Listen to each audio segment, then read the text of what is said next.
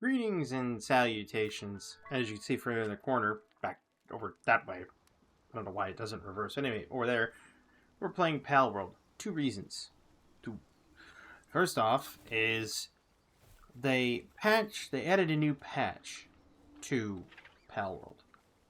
I don't know what it all entails, but we're gonna.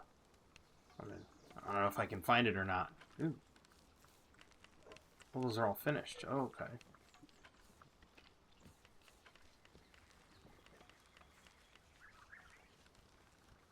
So, I've noticed something.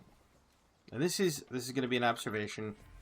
This is not an observation about Palworld. This is merely an observation about, to a degree, life. And to a more subtle degree, it's an observation about where has satire gone? Where has any sort of fun gone? Now, people are probably thinking, well, that's a awfully weird question, isn't it? Like, it's still there, Quiz. What are you talking about? Let me elaborate. I made a satirical post, a couple of them, actually, today, on Twitter. And I know I'm going to hear from everybody, oh, it's not Twitter, it's X. I use the website. I type in twitter.com. It goes to X. It's Twitter. So there. That settles that one. But no, I went to Twitter and I made a couple of satirical posts. First off was the game Unrecord was but I've been playing too much Satisfactory. I just hit Q to try to build. The game Unrecord. Oh, I like how they changed this now. That's much better. So I need refining at 100. Production assembly line 2. Nice. So I have to. Is that the one that I have to build for the thing? Yeah, it is. Production assembly line 2. Okay. Anyway, it was about Unrecord. Now, if you don't know what Unrecord is the game where they have body cam footage, right? So you're playing as a police officer or whatever, and it's looking through the body cam. Really a genius way of doing it. It looks real. Like the game looks absolute like reality. It's just a genius way they've presented it, which I have no problem with. I think it could go far. I really do. However, we get to the point of nobody understands satire anymore, and you can't make a joke. You can't make a satirical observation anymore without people jumping down your neck, ready for this. It is going to amaze, astound, and make you think, are people really that foolish? To which I will say, yes. Yes, they are. So, here we go. I make the observation that Tencent basically funded the remainder of that game's production. Which, whatever, they can make whatever deals they want to. I don't care. I have no horse in the race. Literally. And it's glad that they finally have somebody that can help them produce their game. Cool. Happy for you. Where I made the joke, the satirical thing was, I said that I bet Tencent is going to put microtransactions in to buy the bullets for the guns. Because Tencent, as everyone knows, had the propensity back in the day to like to almost overcharge for things. Or, no, I didn't want that. Not necessarily overcharge, but they liked to do a whole lot of microtransactions. And pretty much everything they did was just microtransactions. And as such, I made that joke. Boy, did it rile the jimmies of every single Tencent stan out there. like 3 people came out and called me absolutely foolish. I mean, you name it. You name the worst stuff they could have called me. One of them said it was a BS take, and he was very upset with me. He ended up blocking me, by the way, which was hilarious. And I said, I'm making a satirical observation. Not a satirical observation. I said I'm making a satirical point. And he said, these things that, he was getting upset about it. He said something along the lines of, in order to make, not a claim, but in order to make a complaint like that, you have to have facts. I said, not if it's a satirical or criticism. In order to make a criticism like that, you have to have facts. I said, not if it's a satirical criticism. I'm making a joke while criticizing their previous works. That's a satirical criticism. I'm criticizing the way they used to behave and making a joke at the same time. And this person was like, well, you're just doing it for engagement bait.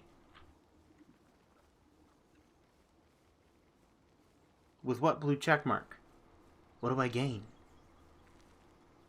That question I told everybody, who stands to gain? What do I gain? What do I gain by absolutely trolling on Twitter? Nothing. I gain 0 for trolling on Twitter. Does it stop me? No. Will it stop me? No. But the problem is, and this is where the big problem is you're not allowed to make satire anymore. You're not. Every single time you say something satirical, oh boy, it is a whole group of people will immediately run to Twitter and point out where you're wrong and be like, actually, it's this. And they do that whole actually thing, with the nerd with the meme, the nerd meme with the glasses and the buck teeth, and he's got braces. Yeah, that's exactly what they do. 100%. And I made a satirical observation about what recently happened. Now, there is a Hogwarts Legacy. The game came out last year, right? It's an older game. It's been out for a while. But it's free on Epic Games, okay? Now, they say that totals for sales are not counted. They do not count giveaways as total sales. Well, technically speaking, you weren't giving the game away on Epic for free. You are selling it. It even says right on it, when you go to buy it, it says purchase, but it's a deduction. So I made the observation, a satirical observation. Isn't it odd that the timing of this is we just sold 40 million copies of Hogwarts Legacy. Okay. Right at the same time that it's free on Epic Game Store? So what you're telling me is a whole bunch of people just bought it now. Why would you buy the game if you could get it for free?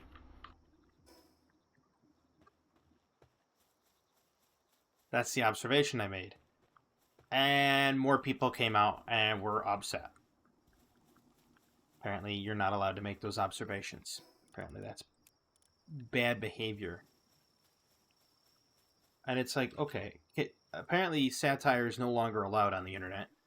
Apparently, satire is no longer allowed when typing a post. Because nobody understands it. If people understood satire, they changed the galaxy. Look at that. They added stars. That's cool. But apparently, if you make a satirical comment of any way, shape, or form, well,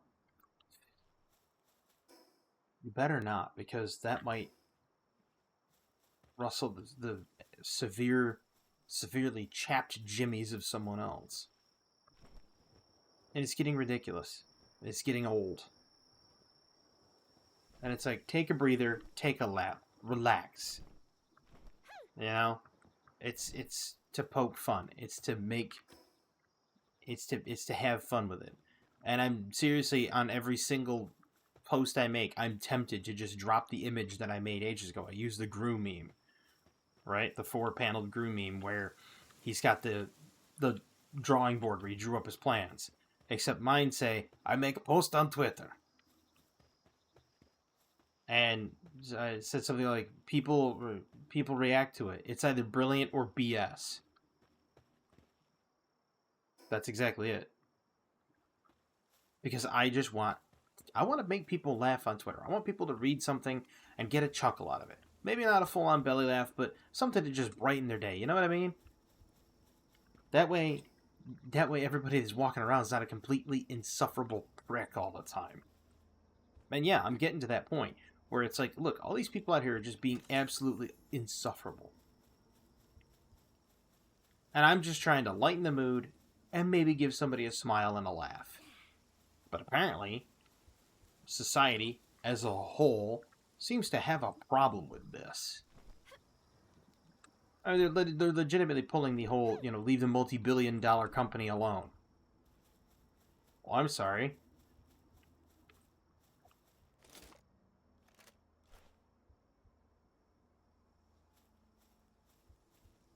Like, I didn't know that I had to worry about leaving them alone.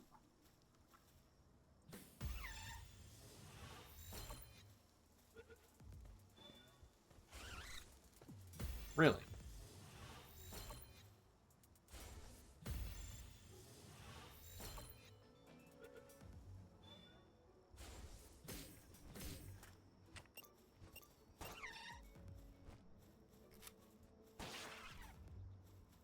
You want to play that game? There you go. Play stupid games, get stupid prizes. Really?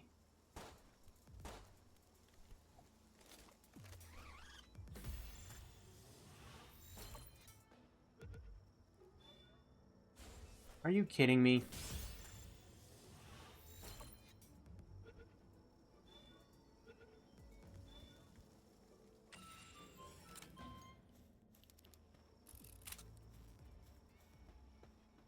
I'd had enough of B guards.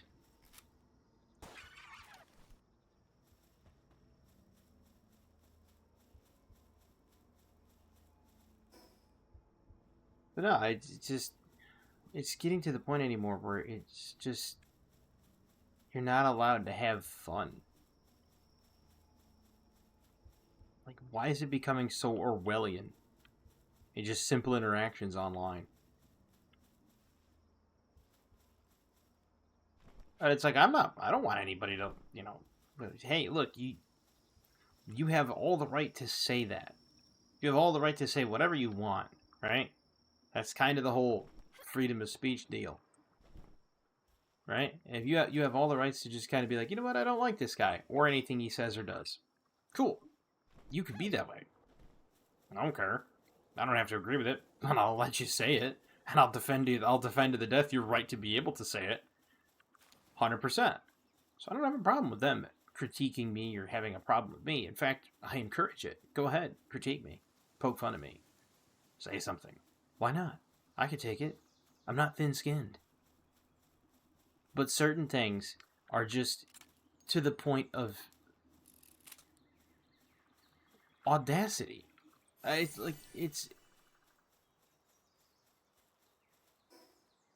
like people have gotten so soft over the most menial of things, and it's like, why?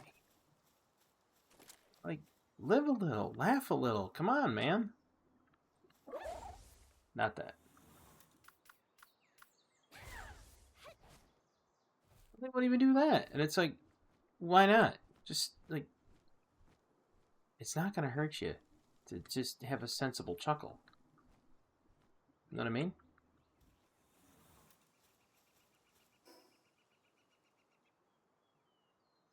That's a lot of Mosandas.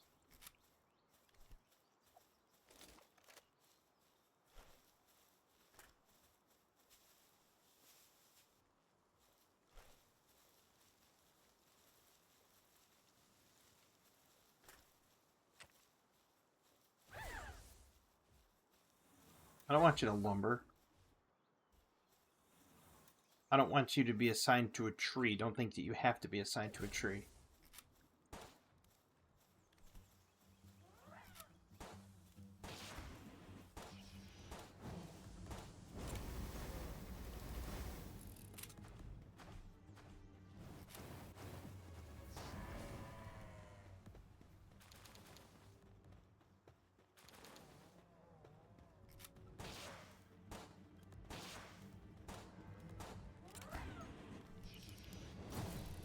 Ow!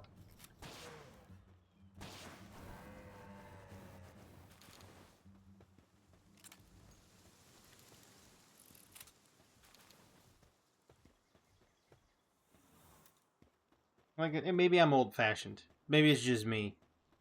But I don't think everybody should be hypersensitive and fly off the handle about everything.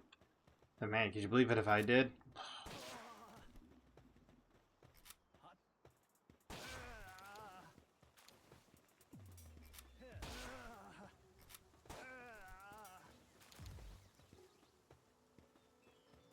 Old revolver's just doing work.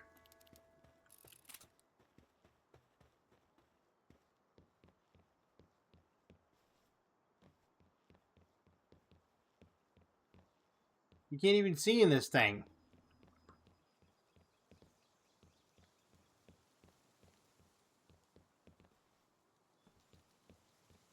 That right there's how they win. They blind you. So that you can't see.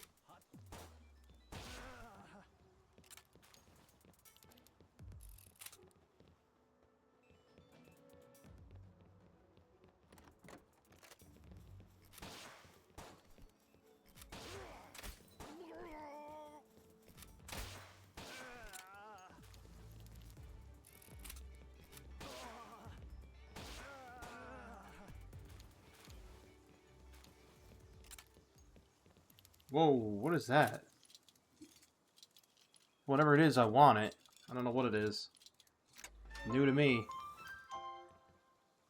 Nox. So, okay, so it's not new to me. They just changed the look of it.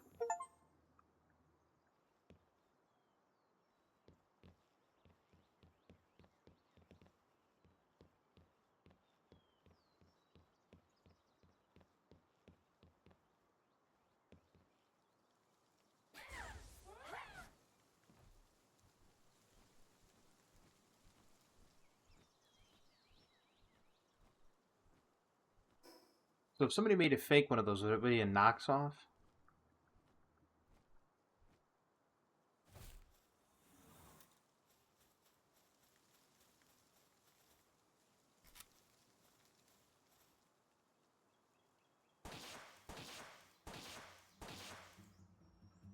Not anymore.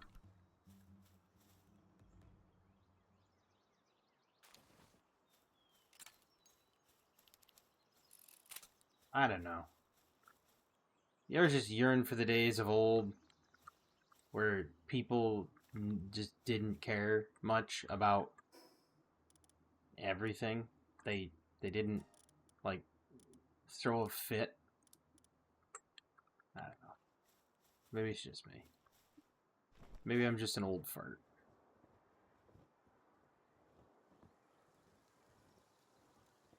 Maybe the world has truly changed, and I'm the one that was left behind. A relic of a bygone era.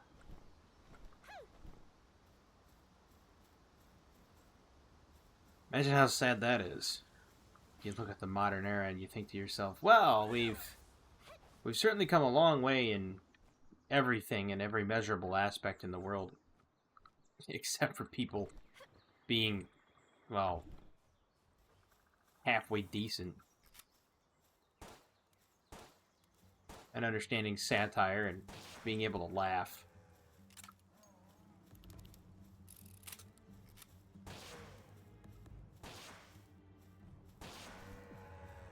And people say, well, you know, Twitter's a cesspool. Yeah, it's got its moments for sure.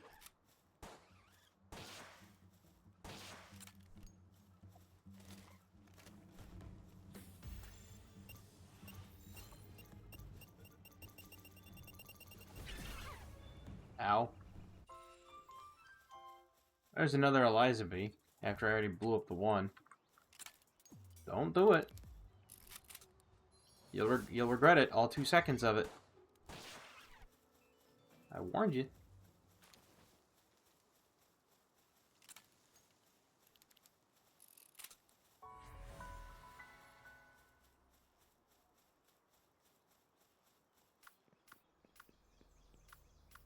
Of course, the people would be like, "Oh my God, you're so old because you want the good old days of." And it's like, look, I just want to be able to make satire, make a few jokes, poke some fun at some companies, and not have everybody get completely upset that something happened.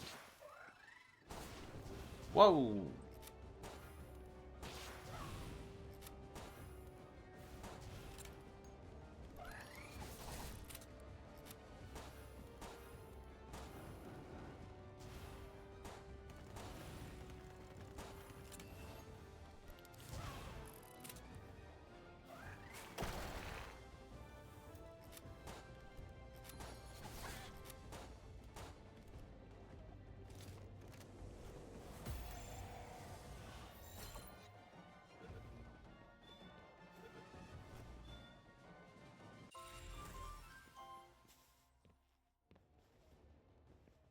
Wait, I have 3 of 12 Verdashes?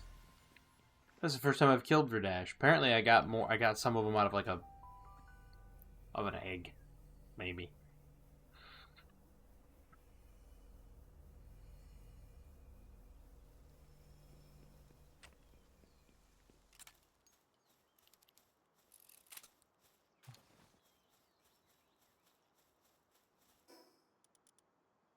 I long for the good old days. People say, "Well, yeah, because you could say anything and get away with it." No, no, no, no, no, no. I don't even mean from that perspective. And that's where a lot of people go. When you say you long for the good old days, people think you're talking from the perspective of saying something severely offensive or racist. No, not even remotely. Not even remotely close. Not even in the slightest. Just the fact of people being able to actually like criticize without having an entire flash mob show up and being like, "We need to defend this company because they're not all bad." Really? Like,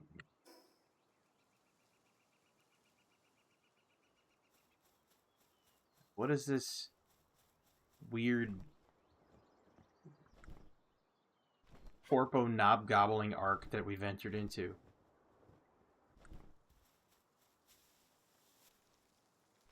Oh, twin bombers. Dinah.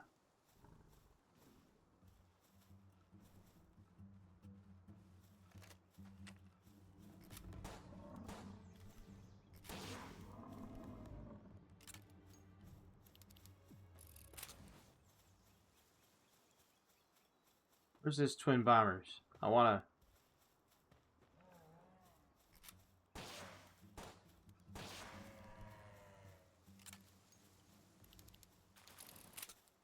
Dinah and Might.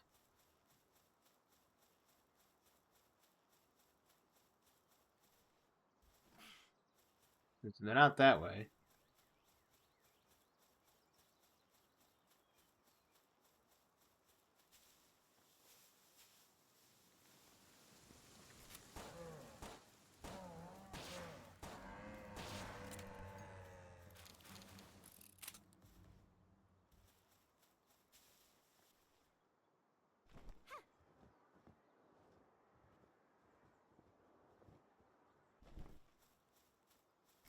Oh.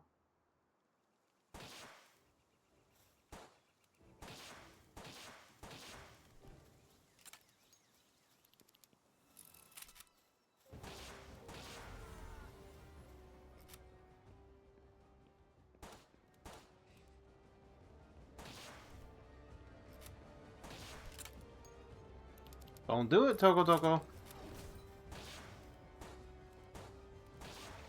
Toko Toko's rabbit had to be put down.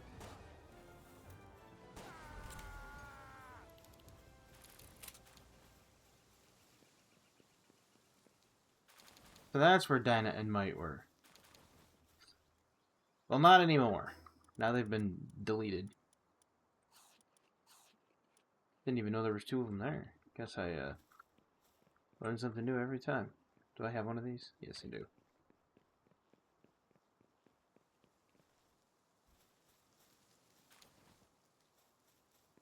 Almost fell in there and got toasty.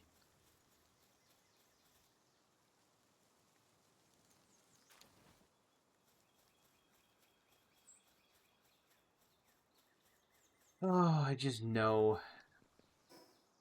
I know that that people are gonna call me all sorts of things, like old. Let them.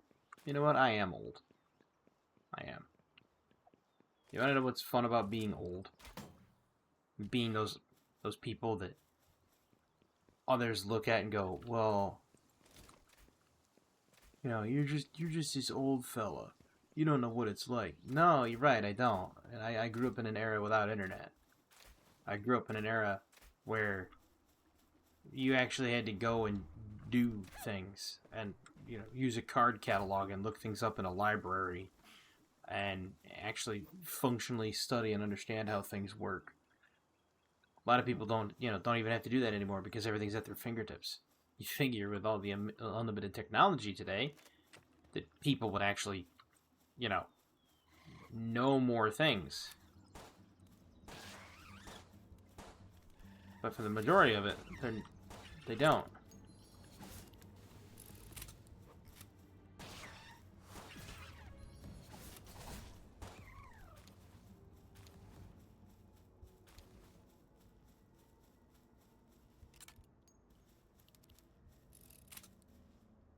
A lot of people nowadays they just don't have the knowledge. I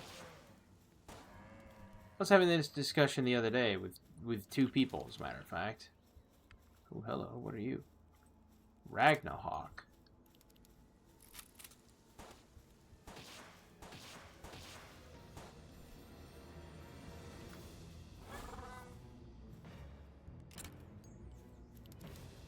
Oh yeah, King Lux is gonna go. He's gonna go consume Ragnarok's life. Told you.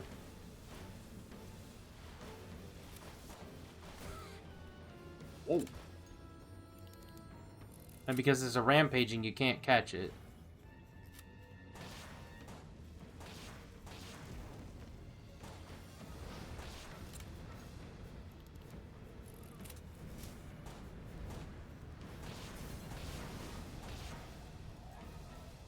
Ooh, that was close.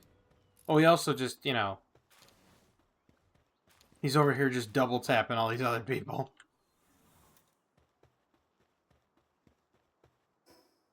Jeez, Pan King, save some for everyone else.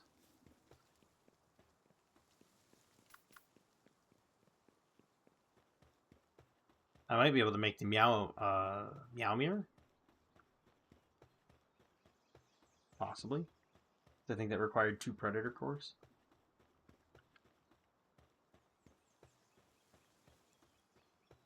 I'm not saying that people that are older are more intelligent. It's far from it. There's plenty of people that are brilliant these days. Plenty of them. There's a whole lot of other ones that just kind of thin those numbers out, and these people are dense.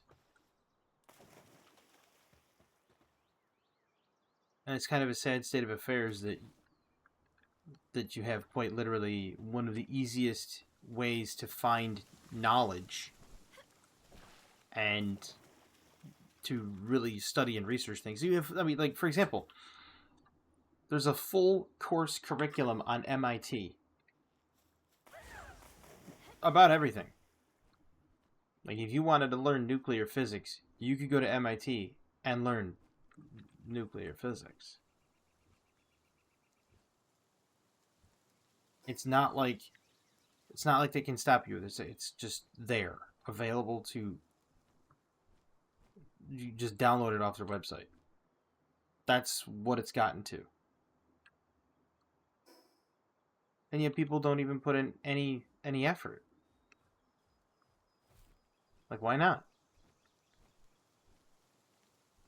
Now, nuclear physics isn't exactly my bag. It's not something I want to truly, like, focus on. But if I wanted to, it's there and able to be learned, readily available.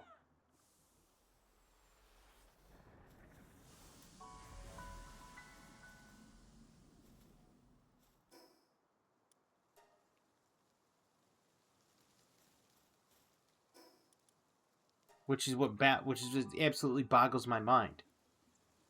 And I forgot where it is, but you could probably just type into any search engine that you have, whether it be Quant, Google, doesn't matter.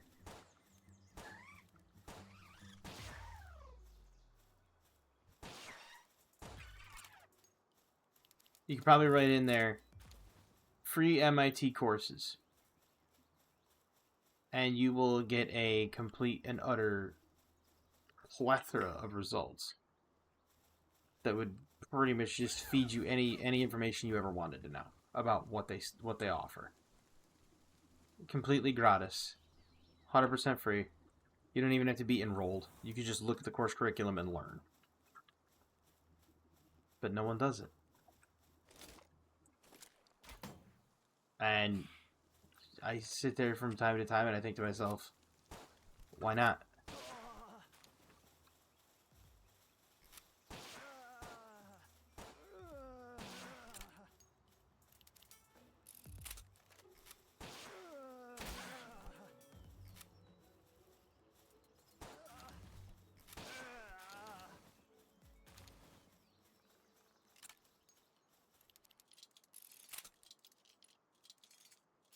I'd go learn stuff. I mean, I would love to learn certain things. Not really like psychology, because I'm pretty good on the whole psychology thing. To a degree. I mean, I'm not saying I'm, like, Captain Stupendous at it, but...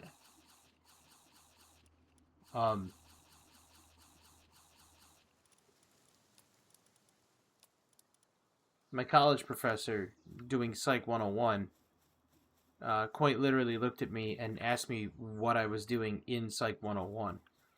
I said, well, what do you mean? He says, you're pulling a 3.8 average. I'm like, okay. Isn't everybody? And he's like, no. He's like, I have to grade on a bell curve. And I'm like, okay. And he's like, so you're getting docked points off the bell curve. He's like, it's hard to grade around you. He's like, you should have been put in Psych, at least Psych 201. And I was like, well, blame the Dean of Admissions, not me. I didn't do it. I didn't have anything to do with it. And so, things like learning business classes, that I do read books from time to time, but if it's like a fiction book. I was gonna say a sci-fi book, but if it's a fiction book where it's just nonsensical rubbish, it really has to grab my attention by page 1. But if it's any other type of book, like a knowledge type of book, I don't have an issue reading them. But there are ways to write them so that they aren't completely dry and boring. As I once read through an entire multiple units on life insurance. There was a time that I was going to try to be a life insurance salesman. And as much as I understood about a lot of things, the rest of it was just complete gibberish. The only thing I understood from all of the life insurance stuff that I read was that there are coverage plans that, like, whole life covers a whole plethora of things. Whereas other stuff is just temporary. Whole life is like, you pay into it, you can actually extract money out of it later on. That kind of thing.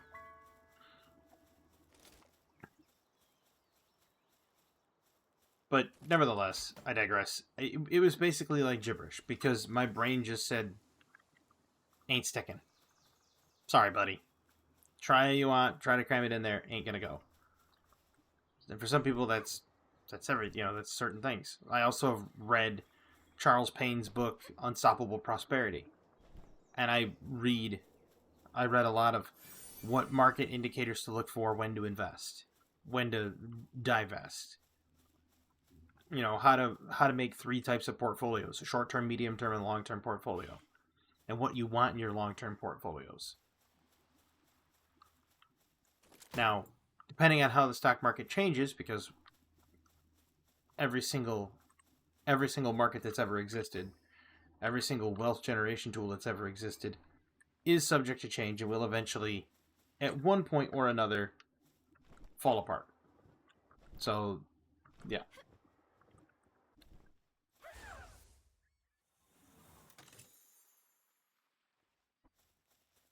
And the one thing that I learned from Charles Payne's book, Unstoppable Prosperity, was that in order for you to get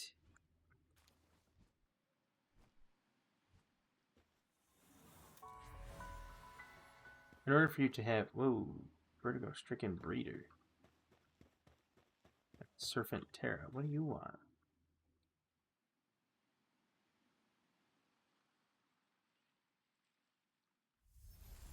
No mercy for pal thieves. Alright.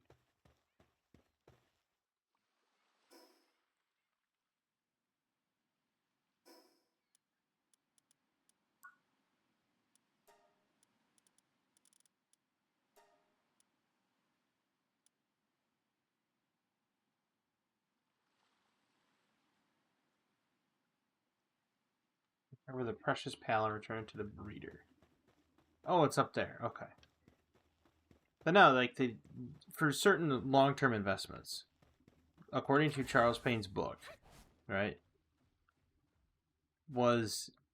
he said you want things that are nearly recession-proof. And he details what is nearly recession-proof. Nearly recession-proof is stuff that everybody's going to need regardless of how good or bad the economy is doing. One of those things happens to be food. So he said, General Mills and stuff like that. He's like, a lot of those are dividend stocks. And he talks about what dividend stocks are and what they do. You name it, he goes into it.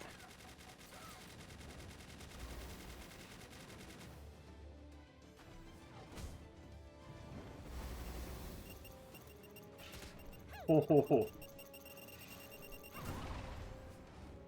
Boy, they were explosive. That's even more explosive. No, I don't want you out.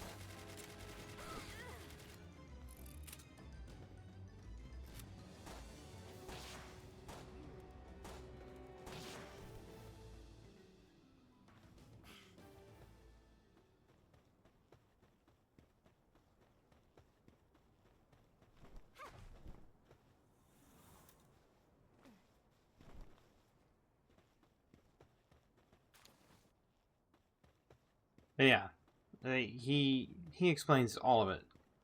I was concentrating there. Sorry about that.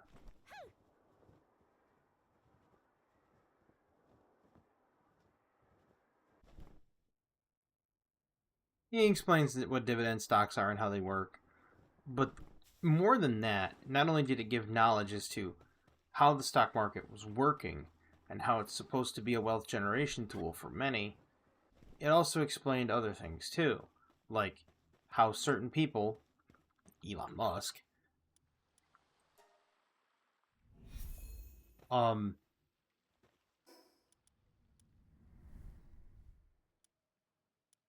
make their money. Like, most people think Elon Musk gets like hundreds of thousands of dollars a year from Tesla. No, he does not.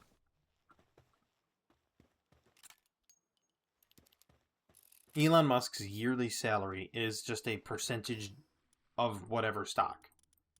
He doesn't actually have a physical salary in money, right? Whereas like Steve Jobs, not Steve Jobs, sorry, correction. Um, what's his name? He works for Amazon. Jeff Bezos. Whereas Jeff Bezos gets an actual annual salary. And the annual salary of Jeff Bezos is not what you think it is. Now, believe me, if I was to tell you, you'd probably look at me and go, no way. Absolutely no way. What if I told you Jeff Bezos makes less than a standard congressman?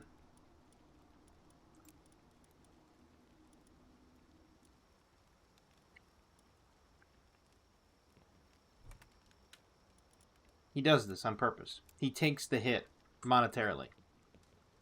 He sets his wage lower on purpose because he knows that he can use it as a tax dodge. Is that cheeseball? 100%. No two ways about it. It's cheesy as you can possibly get. But yet, he still does it. Nobody seems to notice. Nobody seems to care. To quote, God, what was his name?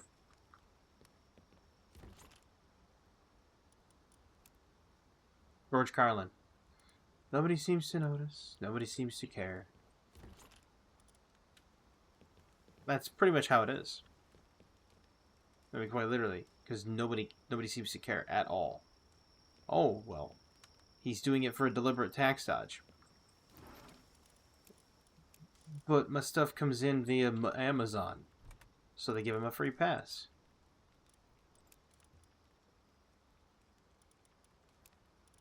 Perhaps don't do that. You know? Hold his feet to the fire just like everybody else's feet to the fire. Metaphorically, of course. When you hold his feet to the fire and say, okay, why is it you get to dodge this amount of whatever, that amount of whatever, when you can do this, that, and the other thing? Stock options. That's the only reason he does it. That's the only reason... Pardon me. It's the only reason he gets around stuff. It's because he could just basically create a tax dodge. And it's not the worst of it. Like, there's other things that are even more worse, which is like tax havens. But I don't even want to get into that.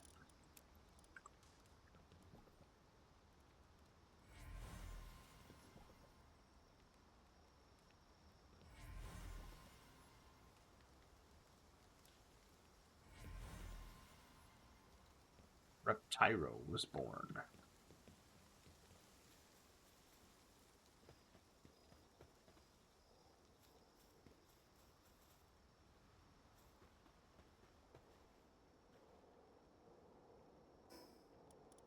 Right, Meowmere. I was like, what am I thinking of? What do I need to do? I need 3 Predator cores.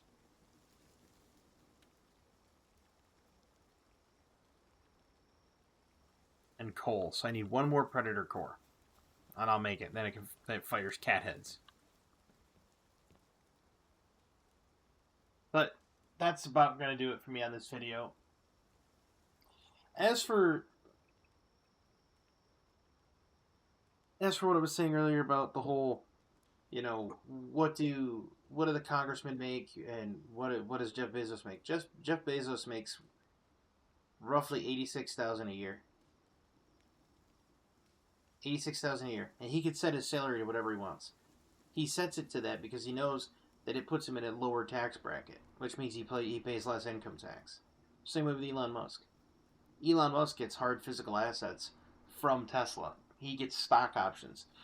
He gets, you know, basically a percentage of whatever the company takes in as stock. And when he does that, he doesn't have to pay income tax on the stock. That's why he doesn't pay income tax. Now, if he sells those stock, yeah, he has to pay income tax on it. Unless, or he has to pay, like, I think, capital gains tax on it. Anyway. point is, neither of them take any real substantial money. You take a look at it, streamers and YouTube people, their ad revenue, and especially if you're a bigger channel on stream, or if you're a bigger channel on anything, your ad revenue and everything puts you in a higher tax bracket than Jeff Bezos. Let that sink in for a second. Really let that sink in. Right? So, like, people like Asman and people like Hassan and other personalities that are on Twitch, Kai Cenat, iShowSpeed, all these guys, right? The moment that they go live and they have X amount of subscribers, like, so let's say they have like 20,000 subscribers, okay? And that's lowballing it, right? Because I know that Speed has like 200,000 subscribers, etc. Not Speed, Kai Cenat.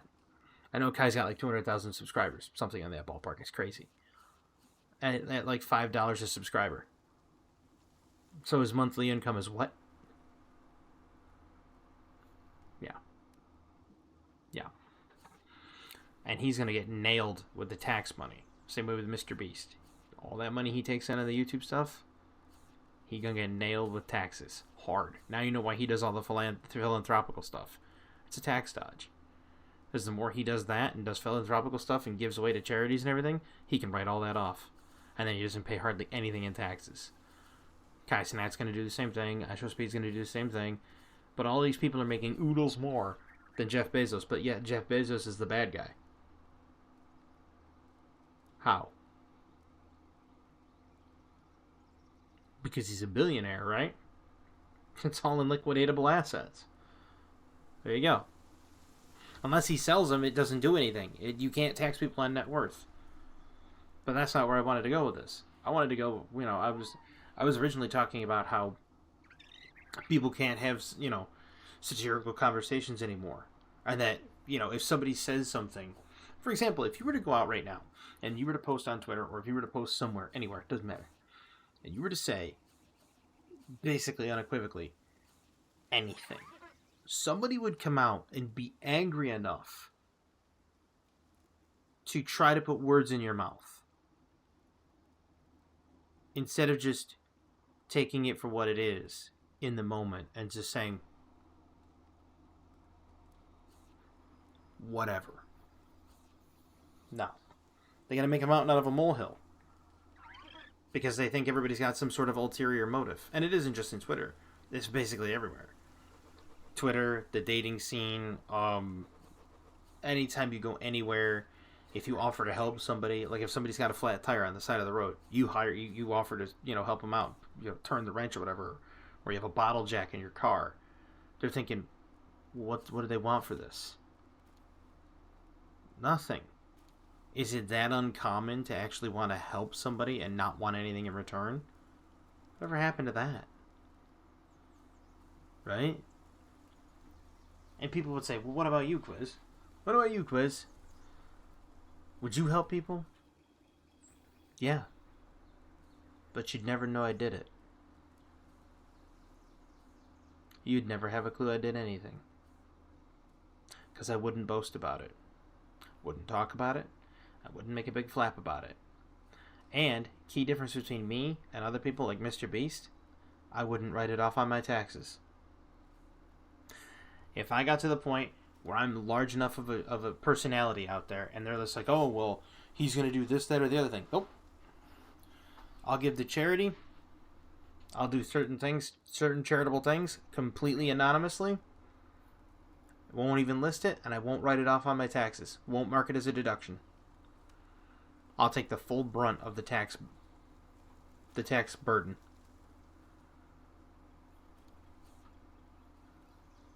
Boom.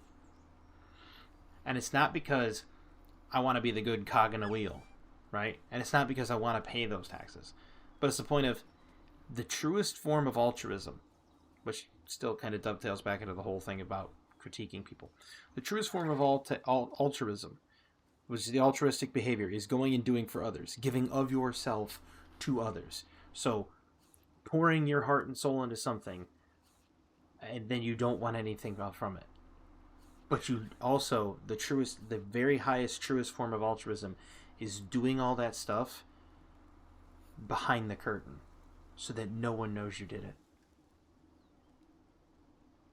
Because why do you have to stick a feather in your cap on things you've done right? You shouldn't have to. You shouldn't have to sit there and be like, but I did it. Doesn't matter. You did it? Great. Take solace in the fact that you did it. Do other people know? No. And if they do know, pay them a little bit of money and say, don't tell anyone I was here. Why? I don't want the press. I don't want it covered. I don't want the press. I don't want the notoriety. I don't want anything. I don't want anything to do with it. I want to help out behind the scenes. Those that do the greatest things look like they've done nothing at all. Anyway, I hope you enjoyed this video. I tried to not make it a rant. I tried to really have this kind of almost like a substantive discussion about where we're headed as a society and the critiques therein. It's like, feel free to critique. Feel free to critique me. If you want to write a comment in here and think you're a boring old man. Hey, great. Awesome. Glad you support the fact that I'm a boring old man.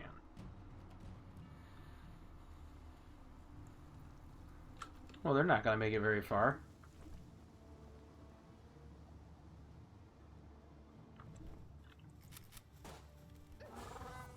Get him, Pen King.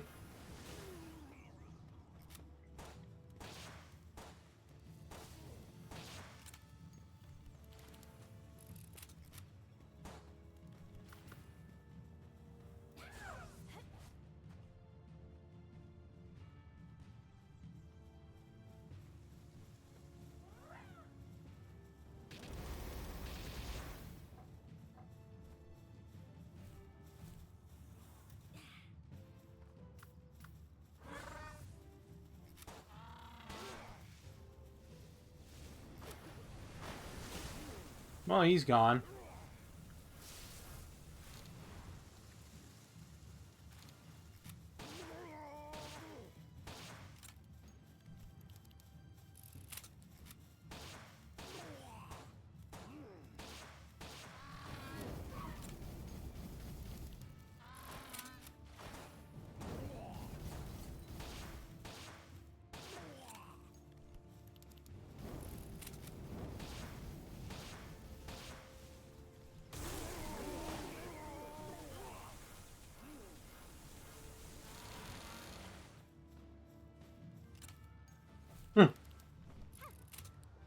It's like shooting fish in a barrel.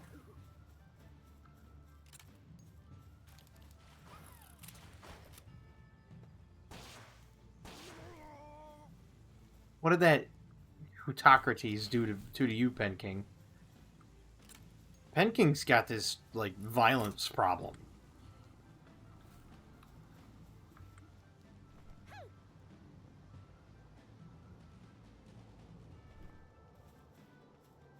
Like, quite literally, Pen King's to the point where he's just like, they say things like, oh, violence is never the answer. Pen King's sitting there going, violence is the answer. The question is, when can I? Because that's just Pen King. Pen King Lux just goes around beating things. Doesn't matter what it is.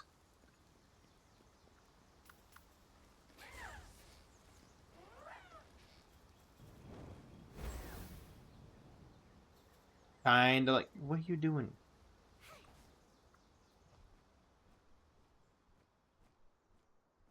Kinda like my dragon here. He's just like, oh yeah, just gonna blow him up. It's fine. Don't worry about it. Don't question it too hard. Don't think about it. It's like, don't you think you guys have gone a little bit off the rails?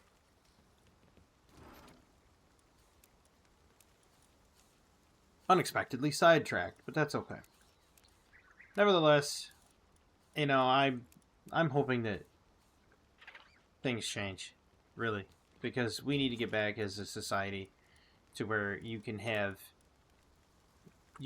jokes back and forth. You can point out satirical things. I mean, when's the last time you heard a stand-up comedian go on a tour anymore? They don't. This is pretty much buried. They don't want it anymore because apparently people don't want to laugh because they have some sort of perceived grievance.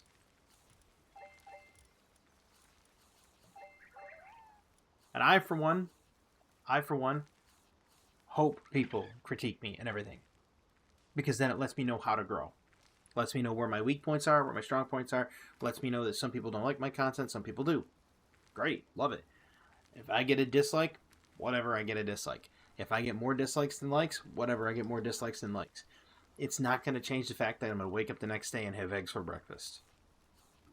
It just isn't. You know, I'm one of those Gen Xers being built different kind of thing. But that's just how it is. But I hope everybody has had a fantastic evening, a wonderful tomorrow. And as always, have a good one.